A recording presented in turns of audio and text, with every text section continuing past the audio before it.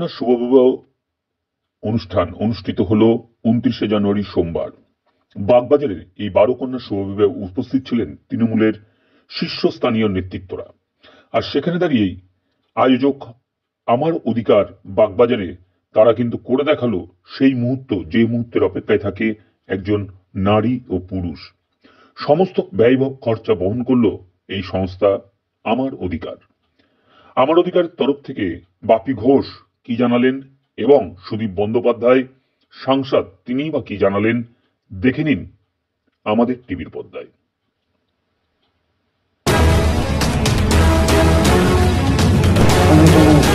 সদস্য বাপি ঘোষ মহাশয়কে আমরা এবারে আমাদের অত্যন্ত আবেগে আমি শ্রেয়া বাপিলাকে বাপি ঘোষকে সম্মানিত করব। মমতালী আর প্রেয়সী শ্রেয়াকে ব্যাচ করিয়ে সম্মানিত করছে প্রেয়সী এবং পুষ্পস্তবক।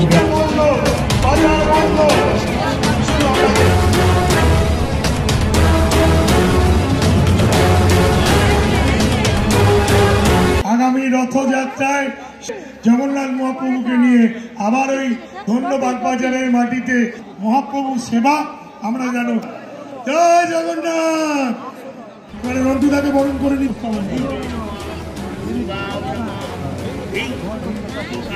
ইউনিয়ন পূজা কমিটি থেকে এই যে বারকন্যার যে শুভ বিবাহ, এই শুভ বিবাহ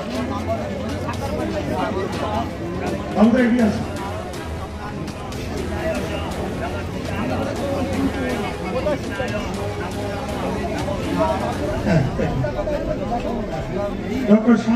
মমতা ব্যানার্জি আমাদের মুখ্যমন্ত্রী বলেই থাকেন যে রাজনীতি করার বাইরেও সমাজ সেবার সঙ্গে নিজেরা যুক্ত থাকার চেষ্টা করবে প্রতিনিয়ত।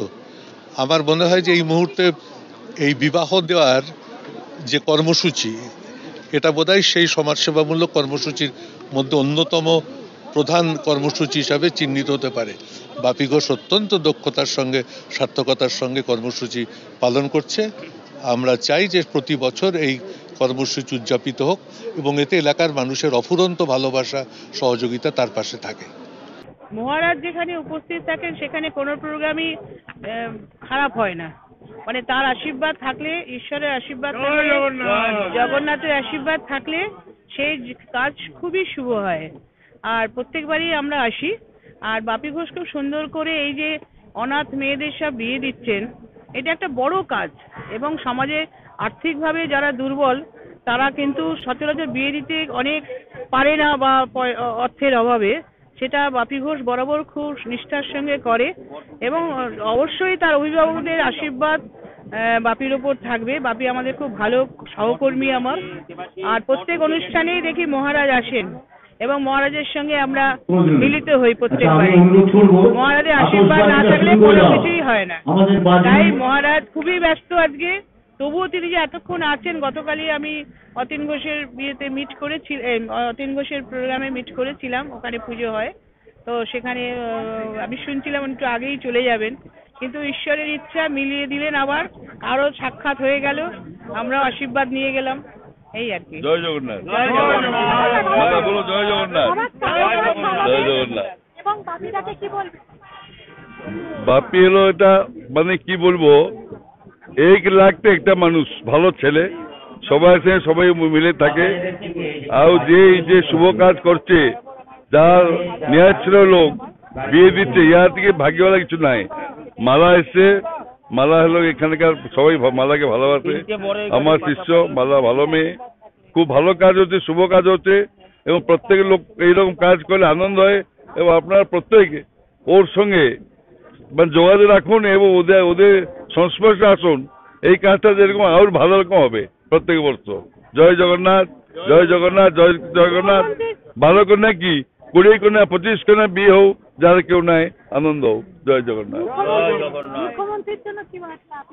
আরে মুখ্যমন্ত্রী আমি সবসময় আশীর্বাদ দিয়ে এসছি দিব এবং আমার অন্তর মধ্যে তাকে আমি মা সারদা বলে মমতাকে ভীষণ ভালোবাসি। এটা আপনি সবাই জানেন, কিছু বলা নাই। ভালো মেয়ে, এরকম মেয়ে পাওয়া যায় না। ইতিহাস ওর নাম থাকবে, ইতিহাস নাম থাকবে, মমতা ব্যানার্জি খাতায় লিপিবদ্ধ থাকবে।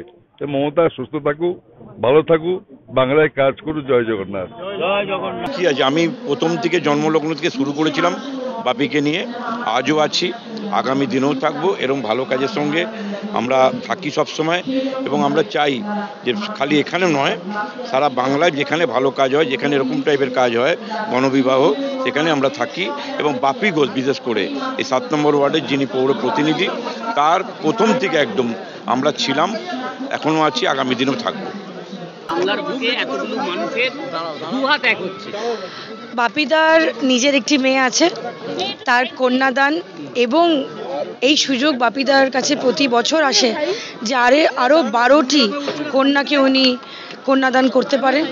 আমার মনে হয় এর থেকে পুণ্যের কিছু হয় না। এবং আমি বলবো না যে গরিব, আমি বলবো যে আর্থিকভাবে একটু সাধারণ পিছিয়ে পড়া মানুষকে একত্র করে এক জায়গায় নিয়ে এসে তাদের বিয়ে দেওয়াটা একটা মহৎ কাজ।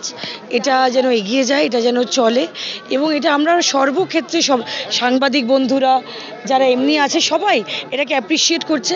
এবং বাপিদা কন্যার বিয়ে দিচ্ছে, 12 কন্যার বিয়ে দিচ্ছে। বাপিদা আসো, বাপিদা যে 12 কন্যার বিয়ে দিচ্ছে, বাপিদা বলছে না, কিন্তু বাপিদা তার মধ্যে খাট, বিছানা, আলমারি, আমার কাছে পুরো লিস্ট আছে, bed line, bed linen, cycle, utensil, gold ring, gold button, mangalsutra, আলমাইরা, এভরিথিং সব দিয়ে একটা মেয়ের সংসারটা সাজিয়ে দিচ্ছে। এটার থেকে ভালো কিছু হয় না। মানুষকে বুঝিয়ে দিতে চাই যে বাহক নির্ণয় টেস্ট করে ছেলে মেয়েদের বিবাহ দিন, বিবাহযোগ্য যদি পাত্রপাত্রী হয়ে থাকে। আপনারা বলবেন যে ব্লাড টেস্ট করলে আমার ছেলে ভালোবাসে, আমার মেয়ে ভালোবাসে, যদি বাহক নির্ণয় করে নেগেটিভ হয়, তা পজিটিভ হয়, তাহলে কি বিয়ে দেয়া যাবে না? আমি বলছি ভগবানের আশীর্বাদ পাবেন।